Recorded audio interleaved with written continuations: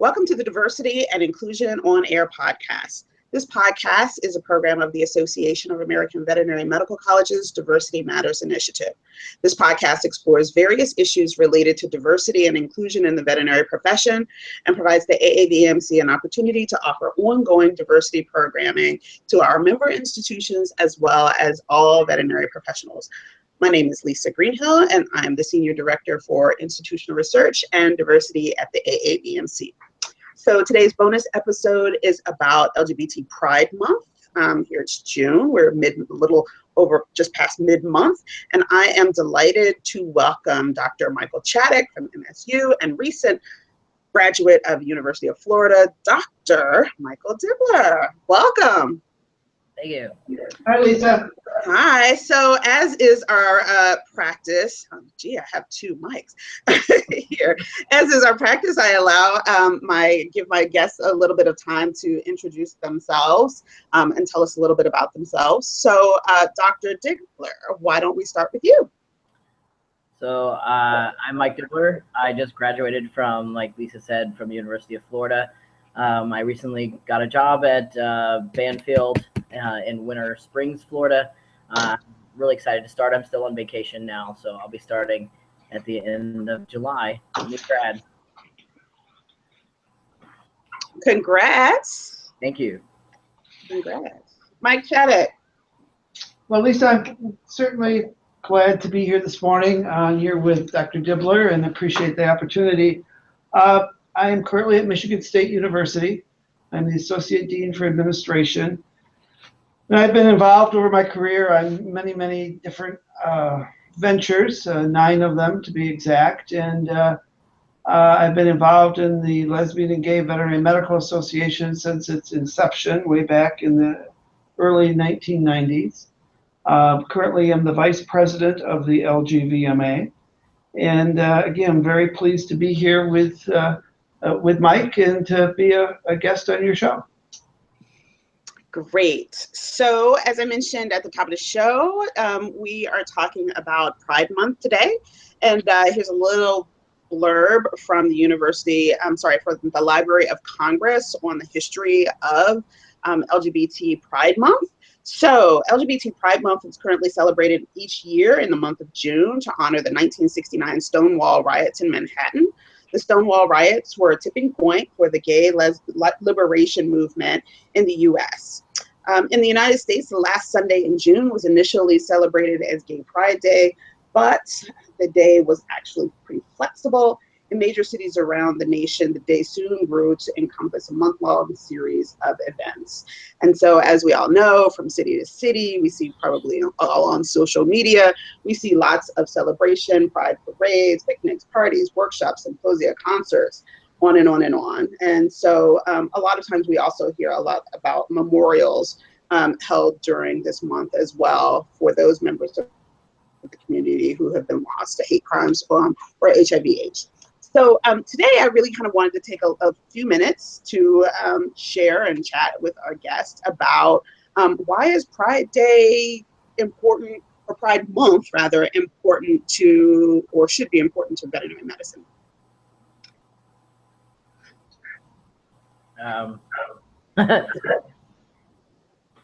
Well, I think top of the line is visibility. It makes sure that our profession knows that it's diverse, and the LGBT community is a large part of veterinary medicine. We're here practicing alongside our allies, and it encourages people to be seen and be heard and have their stories told. Visibility is so critical. So in thinking about that, Mike, you mentioned that you've been with LGVMA since its inception. Why don't you tell us a little bit about, Mike Chaddock, why don't you tell us a little bit about the history of LGVMA and how that group has evolved over the years? Sure. I became involved in LGVMA back, as I said, in the early 1990s, and when a group of veterinarians in the LGBTQ community kind of At that time, of course, there wasn't email as there was today, but there was posted at the AVMA convention on bulletin boards. We posted just a very short note. If there were any members of the LGBT community that wanted to gather in the evening, at that time it was mostly social gatherings, we would put up a notice. Those notices came down within a half hour after we put them up. So we found that very interesting. They were actually removed by other individuals at the meeting. With all that being said, though, we somehow found one another, and we started out with a small gathering of probably about 5 to 10 individuals, and it started from there. And there was a need for support from one another. There was a need to find out maybe about communities, whether communities were acceptable to the LGBT community, and it grew from there. It became certainly much more organized. I have to give Ken Gorsuch a lot of credit for where we are today. There are other members, Chip Wells, I could go on back, many leaders that we had, but in the recent past 10 years, Dr. Ken Gorsuch has been the glue that has held us together. And we have evolved. We've evolved over the years into what we are today. And we do have a strategic focus in the LGVMA, which is very good. And that is a 3-point strategic focus. And that's to, number one, to fight discrimination against LGBTQ people in the veterinary medical profession. It's to build collaborative networks for the LGBT veterinary medical community. And our third strategic focus is to support LGBTQ students in veterinary medicine through mentorships, program development, and scholarships. So that's where we've kind of focused down in our efforts, and we found we've gotten, as they say, more bang for the buck of the resources that we have. And I think we've been very successful. However, and I say this every time I can say that, we're not over the rainbow yet. And I travel to most of the colleges of veterinary medicine throughout the country, and it depends where I am on kind of the climate and also the health, shall I say, of the LGBT, especially student population. I'm going to be very candid. It's a lot different if I go to downtown Philadelphia, the University of Pennsylvania, whether if I go to Manhattan, Kansas, in Kansas State, or up in northern Michigan, or various places. So our need is still there. Our need is still there for our association.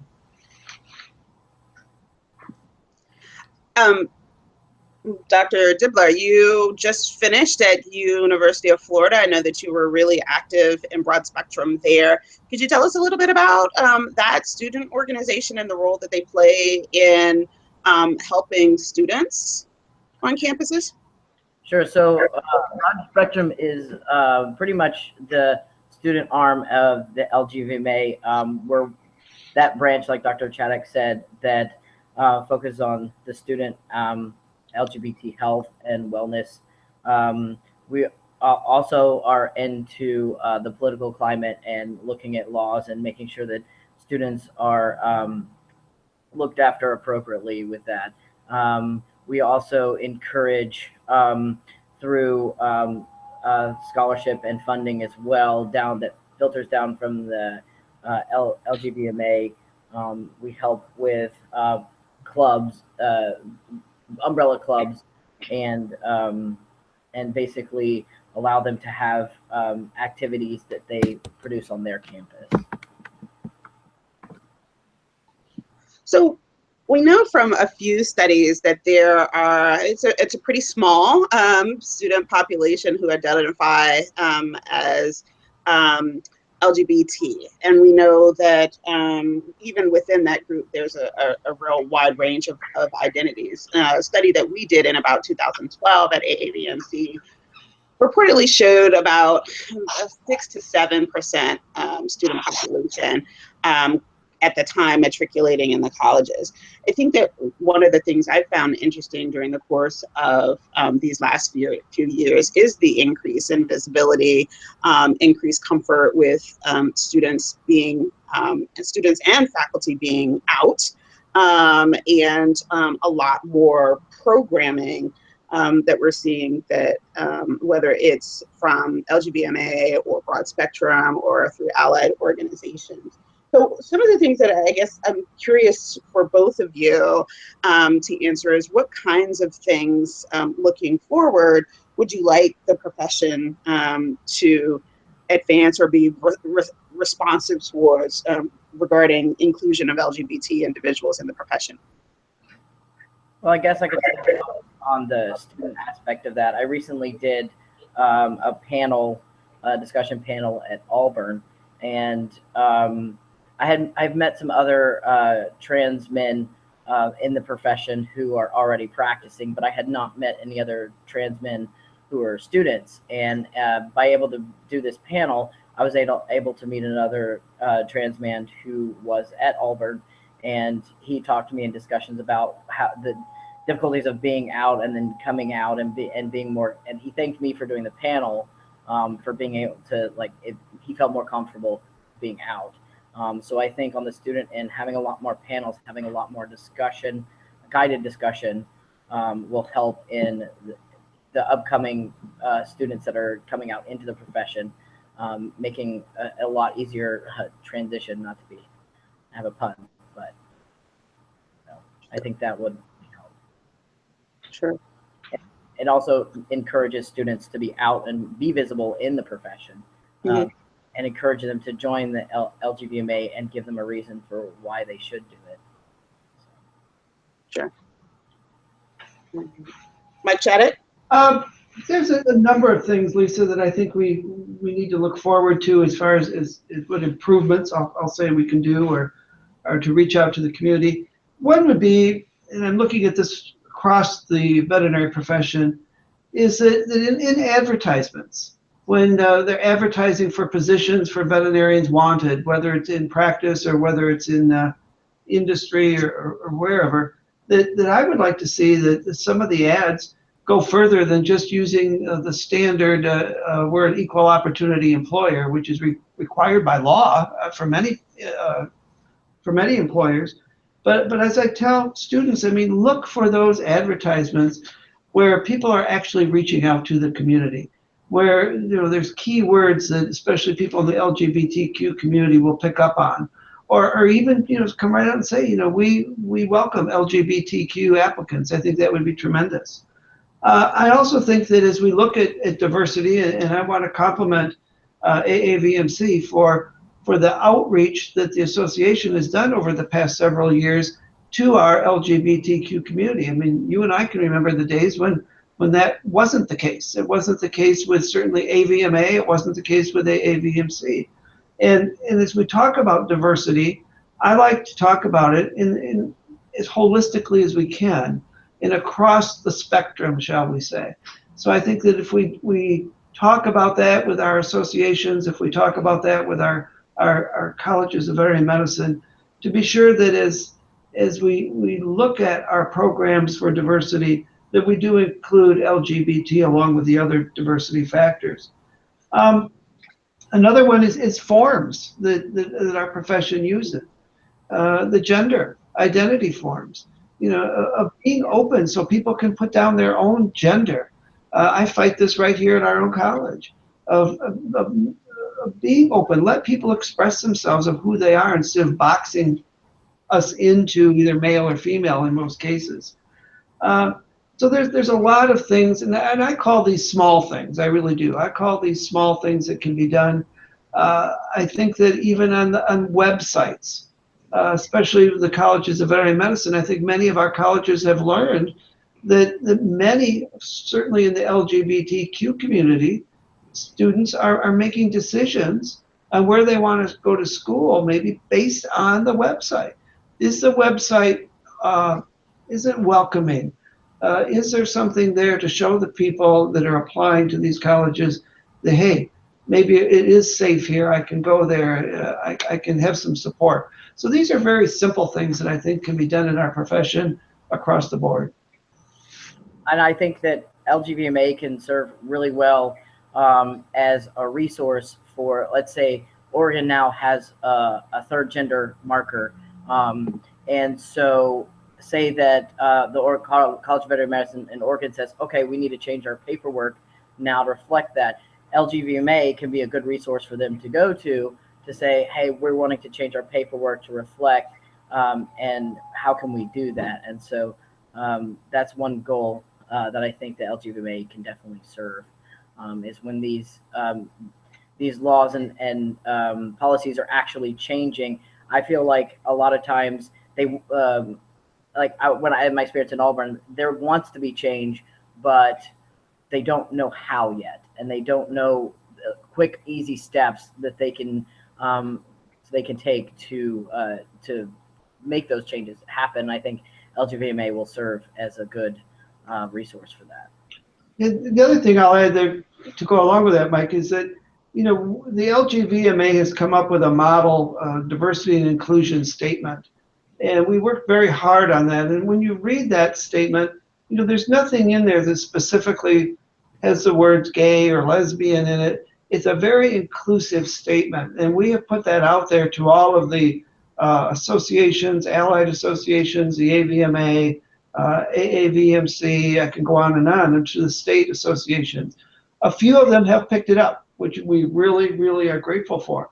But there are many, many more that have not gone in and looked at their inclusion and diversity statements to be sure that they are across the board and inclusive. And again, the LGBTMA can be a great resource for doing that. Great. So if someone wanted to join LGBTMA, how would they go about doing that? They could go to our website, which is lgvma.org. Awesome. And they can join. We're certainly always looking for new members. We have a gathering coming up here at the AVMA convention in Indianapolis in July. We have some programming. We'll have some people from the Human Rights Campaign to come and talk to us. We have a couple presentations during the educational portion of the AVMA convention that a couple of us are doing. Dr. McGill, one of our active members, is doing a presentation on parenting, parenting from the framework and looking through the eyes of a gay veterinarian. I'm going to be doing one on LGBT health and wellness. So we are making inroads, and I wanted to make that very clear that we're very grateful on the inroads we're making, but it's something that we always have to be vigilant on. We have to continue to be sure that the LGBT community is involved. Great. So you heard it here. If you're interested in joining LGBTMA, just visit their website at lgvma.org. And do you have memberships for those of us who are allies? We have memberships for everybody, Lisa. Fantastic. Anybody can join our organization, and we welcome it, and we're open and inclusive. And the more viewpoints we can have for our association, our organization, the better. Fantastic. And so if you're listening and you're going to Indianapolis in July, be sure to check out all of the great programming. I will actually be on that panel with Dr. McGill talking about parenting and different kinds of parents and all of that. So looking forward to seeing everyone there. One last thing I wanted to mention, and Mike Dibler, you mentioned that Oregon has added a third option for gender. This year will be the first year that our major data collection will also include a third option for gender for faculty, staff, and for students. So we are trying to keep up with the times at AAVMC, and so we expect this fall to start reporting a third gender option. So very exciting. So with that, I want to thank my guests for taking a little time out during Pride Month to join me. And yeah, do you have any other things that you'd like to shout out? Oh, happy Pride. I just, again, Lisa, want to thank you for doing this, not only for the LGBTQ community, but for doing it across the board for diversity. It's an excellent venue. You're educating a lot of people, which is great. And we hope to see a lot of people at the AVMA convention here coming up in July. Awesome. Wonderful. Well, thank you. It's my pleasure. I'm having the time of my life with this little project that I've got here. So with that, we will take in the show, and we will see everyone back for diversity and inclusion on air at AAVMC back this fall, where we have already we're already pulling together a full slate of programming, yeah, we'll see you then. So thanks so much. Have a great summer. Thanks, Lisa.